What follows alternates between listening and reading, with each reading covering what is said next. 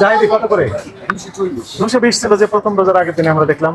200 থেকে 220 ছিল। আমি নিজে কিনেছি 200 টাকা করে। সবগুলোর নাম লেখা আছে, দাম লেখা আছে। সর্বনিম্ন কত দাম? জাহিদি কত করে? 220 ছিল যে প্রথম রোজার আগের দিনে আমরা দেখলাম। 200 থেকে 220 ছিল। আমি নিজে কিনেছি 200 টাকা করে। 40 লেগেছেন কেন?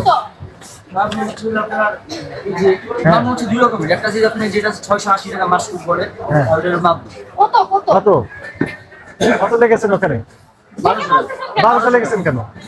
আপনি বলবেন 680 আর ওইটার দাম কত? 1200 টাকা। কিনেছেন কত করে? দেখান মেমো, দেখান। স্পষ্ট লেখাটা স্পষ্ট হয়নি, ভালো করে লিখবেন। ঠিক আছে, মনে হয় ওইখানে না দিয়ে এইখানে দেন, কাছে দেন আর একটু সামনে দেন। হ্যাঁ, যেন দেখা যায়। লেখা তো বোঝা যায় না। কোনটা লেখা? 1200। মরিয়ম 1200 নামে। আজওয়া তো 1000 নাকি?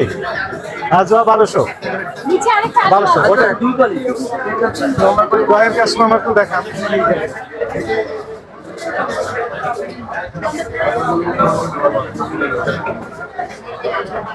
ধরেন হারিয়ে না যায়, ধরেন কথা বলেন।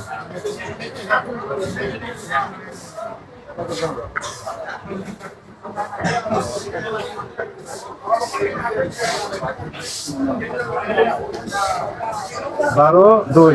আচ্ছা, কি এটা নাম? সুকারি মাবরুম 47। রোজার আগে কিনেছেন তো, তাই না? প্রতিনিয়ত কিনছেন তো। 12-2 মানে তো গত মাসের প্রথমার্ধে একসাথে মোটামুটি কিনা ওইগুলো থাকে। এরপর আর কিনেন নাই? দেখতে হবে।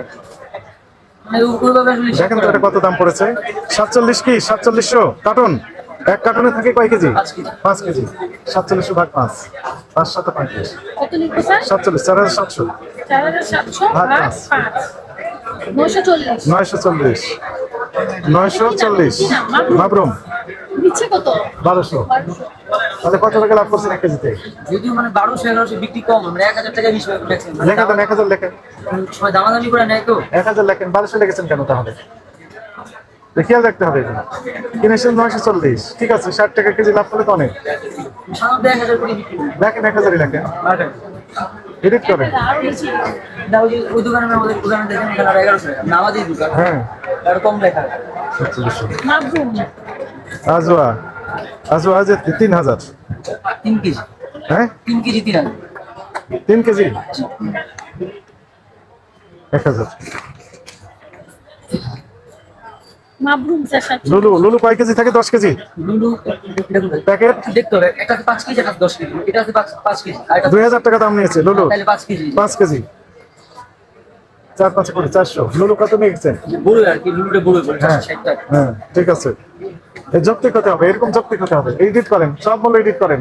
আমরা এসে আরেকবার দেখবো, ভালো করে লেখেন, যৌক্তিক মূল্য লেখেন। না নেই পুষ্টি তেল তো আছে না? মোটামুটি এখন আমরা তেল দেখতে পাচ্ছি, তাই না? তেল এখন দেখতে পাচ্ছি। তিনি আছেন, তার সঙ্গে কথা বলবো। আসলে এই যে আপনার যে অভিযান পরিচালনা করছেন, সেই ক্ষেত্রে আপনারা রমজানের কোন বিষয়গুলো আসলে গুরুত্ব দিচ্ছেন? আপনারা জানেন যে ভোজ্য তেল, সয়াবিন তেল নিয়ে কিছুদিন যাবতীয় মূলত একটু ক্রাইসিস চলছিল। তো আমাদের নিবিড় তদারকি সহ বাণিজ্য মন্ত্রণালয়ের উপদেষ্টা মহোদয় নিজেই বাজার তদারকিতে, আপনি জানেন যে গতকাল বের হয়েছেন, এবং সচিব স্যার তার আগের দিন প্রথম রমজানে বের হয়েছেন, আর ভোক্তা ডিজি স্যার রমজানের আগের দিনও বের হয়েছেন, রমজানের প্রথম দিন সহ গতকালও বের হয়েছিলেন। তো আমাদের ঢাকা মহানগরীতে 13টি টিম একসাথে কাজ করছে বিভিন্ন গুরুত্বপূর্ণ বাজারগুলোতে, এবং একই সাথে আমাদের উচ্চ পর্যায়ের যে অথরিটি রয়েছেন, এনারাও রিফাইনারিদের সাথে যোগাযোগ করছেন যে তাদের কি পরিমাণ ইম্পোর্ট করেছে, কি পরিমাণ বাজারজাত সরবরাহ করছে, সবকিছু নিয়ে আমাদের কার্যক্রম চলছে। তো আজকে আমরা যেটি দেখলাম যে আসলে বাজারে তেল অ্যাভেলেবল রয়েছে, বরং দোকানদারা বলছেন যে কাস্টমার এখন কম পাওয়া যাচ্ছে সেই তুলনায়। অর্থাৎ ভোজ্য তেলের যে ক্রাইসিসটা ছিল সেটি এখন আপাতত নেই। এটি আমরা আশা করছি যে রমজানে পরবর্তী দিনগুলোতে আরো বেশি অ্যাভেলেবল হবে এবং রমজানটা স্বস্তিদায়ক হবে। একই সাথে অন্যান্য যে পণ্য সেগুলো অ্যাভেলেবল রয়েছে, যেমন আমরা এখানে দেখলাম যে ছোলা অনেকটা রিজনেবল 100 থেকে 105 টাকা কেজি দরে এখানে বিক্রি হচ্ছে। অন্যান্য যে পণ্য রমজান কেন্দ্রিক সবগুলোই এখন ভোক্তাদের নাগালের ভিতরে এসেছে। আমরা আশা করছি যে এবারের যে রমজান এটি অন্যান্য রমজানের চেয়েও স্বস্তিদায়ক ভোক্তাদের জন্য হবে। Thank you. আমরা শুনলাম যে ছিল আমরা একটু জানতে